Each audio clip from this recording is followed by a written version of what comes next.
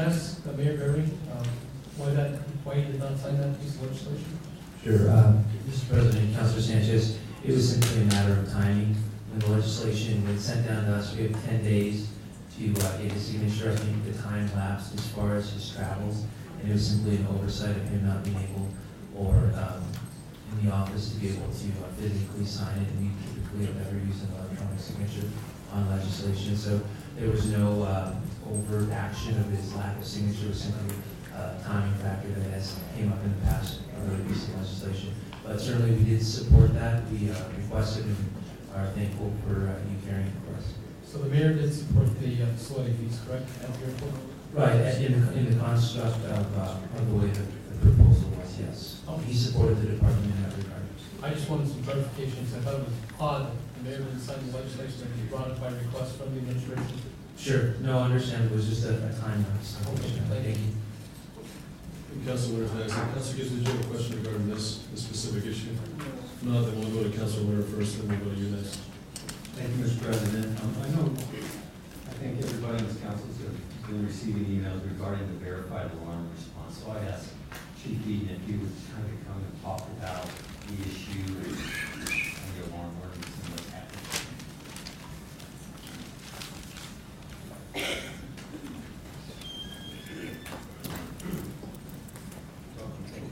Good evening.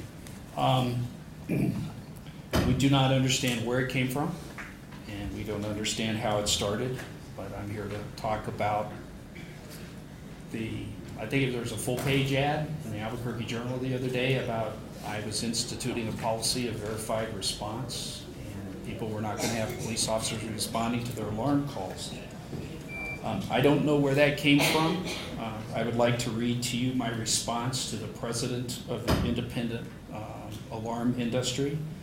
I said, sir, there's no new ordinance being proposed.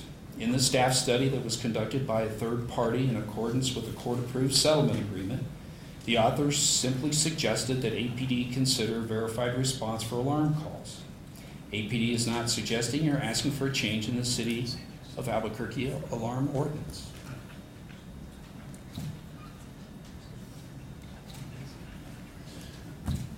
You might read that again, I'm sorry. Sure. The statement you made. Sure. There is no new ordinance being proposed. The staff study that was conducted by a third party in accordance with the court-approved settlement agreement, the author suggested APD consider verified response for alarm calls. APD is not suggesting or asking for a change in the city of Albuquerque alarm ordinance. So you didn't make any kind of statement to anybody regarding that you were considering it or looking at possibly moving forward? Council President, what I was asked was, it was a finger point from a man that I've never seen before in my life. I was at a conference in Ruidoso. He walks up and he says, I want you to know right now, I've got 40 to 50,000 people lined up with their counselor's email if you go to verified response. And my response back to him was, well, it was in the staff study, but right now we're not considering anything. Okay. Yeah, it's interesting. And this gentleman, made a statement that you had said, and I realize that things like this, obviously this is third party, and right now you're standing before us and you're saying what happened, and I believe that it's what you said. This gentleman said that you said that we were considering that and had the council support. That's not anything that you said. I assure you, Counselor, I never said Okay. we had council support to change anything because we haven't even talked about it. It's in the staff study that was conducted. It's part of the DOJ settlement agreement. It's on the page 33 and 34. What it just says is managing the demand for police services, and there's several sections in there, and one of them is a suggestion. It says, during our study period, APD responded to 22,000 burglar alarm calls. Average time per call was 30 minutes, 2 officers at each call, roughly 22,000 officer hours are consumed. The vast majority of these were false alarms. He goes into that between 90 and 90% are false alarms. It's in the staff study and some suggestions, but we have not approached any counselor to talk about it. Quite frankly, it's not a priority for us to even come talk to you about changing the ordinance. Sure. I appreciate you laying that to rest, and I hope it's laid to rest, because it seems like that specific conversation, or what this gentleman said, that conversation happened, seems like that's where all this came from. And so, I appreciate you clarifying that, and hopefully this does lay that to rest in that way, so. Yes, yes. Thank you, Chief, and thanks for the clarification communicated through email, and I felt like it was put to rest. But I just wanted to, if policy should be looked at again, that would all come through as ordinance, wouldn't it? And it would be in the light of day, with, and voted on, discussed, debated, and voted on by council, correct? Yeah, Council President and Councilor Gibson, I can tell you, we probably spent 30 minutes out of probably 70, 80 hours of looking at this staff study with Dr. Weiss. For us to do what is in his suggestions would require a change in the ordinance. And the author of the staffing study provides us with some city names. He mentioned San Jose, Milwaukee. I thought there was one more about their verified response ordinance.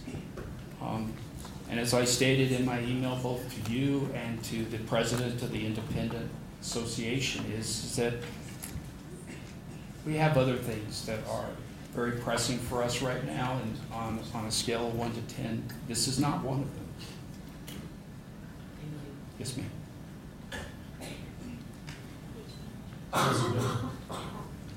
Chief, so it was part of the staffing study. They were doing their job. They probably were searching for any staffing, any improvements that could be made anywhere with regard to increasing regular patrols under the current circumstances. As I recall, the vehicle accident reporting has been a long-standing similar question. I mean, I've heard these issues over the years now. I do, counselors, I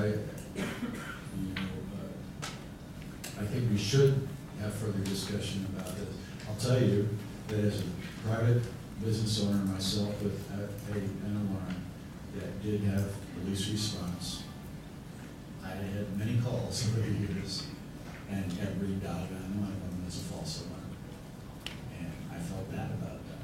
And we should all feel bad about that when that occurs. I just wanted to ask another related question with regard to staffing and manpower issue. And that's I've asked about this before, but I don't think I asked this question, Chief. How many school resource officers do we have? 17. 17. Yes, sir. And they do spend most of their time in the school, correct, not on the street? Council President, Councilor Benton, they do. Yes, sir. Thank you. Yes, sir.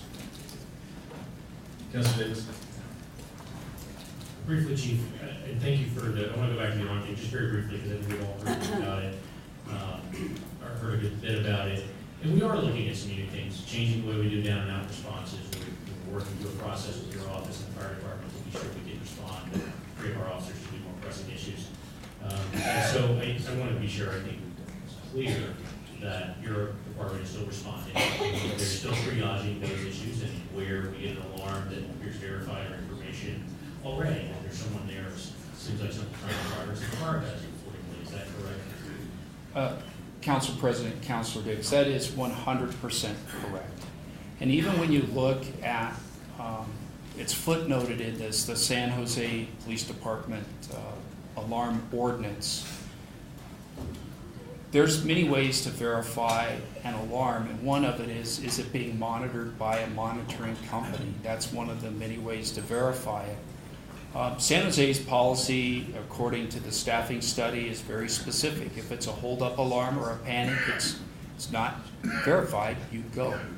So there are model ordinances that are out there, and if any of the counselors are interested in looking at some of these things, we would be more than glad to contact some of the agencies that are mentioned. But as I said to you, there are other things that are far more pressing for us right now than trying to get into this area. And I appreciate that, and we want to add more work to the plate right now. I think the system currently is, alarm comes in, APD responds, it's a triage issue, and we look at those. I do, I am concerned, however, of course, that when we have alarms, particularly at night, some of the commercial owners, more and more of those folks are responding armed to their own alarms when they get that call, and it does create an encounter where a police officer is encountering folks they don't know sometimes. So if we don't know every resident or business owner as a police officer, I encounter that a lot. So I'd love to find a way, if we decide to open that door, and other councilors want to start down that road, I think we need to be deliberate and take our time and look at it because we have something that works right now, about looking at a way that not only challenges the police department to implement best practices from around the country, but also challenges the alarm industry to implement best practices to verify their alarms, trying multiple people, or doing extra incentives that try to verify the right people before we send our police officers to do those. I think there are two ways to do it. I appreciate the conversation. Your officers, as hard as it is, and as many times as we hear from our neighbors, but sometimes it takes a little while to get an officer. I've never had one who didn't appreciate the fact that somebody came and listened to them, took a report, and got the information, no matter how difficult it is. Councilor Sanchez. Thank you, Mr. President, and I will keep this brief. You said, Chief, that we were spending $22,000 on responding to alarm calls annually here in Albuquerque. Yes, sir, that is correct. I think that we should keep this door open to look and review it other ways. I know that the alarm companies have technology today that can work closer with the property owners to avoid some of these false alarm calls. Because like you said, the majority are false alarms. If we can keep our officers in the streets doing other work and not responding to false alarm calls, I think it would be beneficial to the city and to the residents of our communities. So I think we should keep this dialogue open and look at other avenues, because again, the alarm companies today, I think, have the technology where basically they can email or send a text message to a phone, and that they can possibly, if there's cameras inside that building, they can look to see if there's anybody in that building and come back on some of these false alarm calls. Yes, sir. Thank you, Chief. Thank you. Councilor, any other questions for the administration? Okay, we'll move on to the journal. Item 6 of the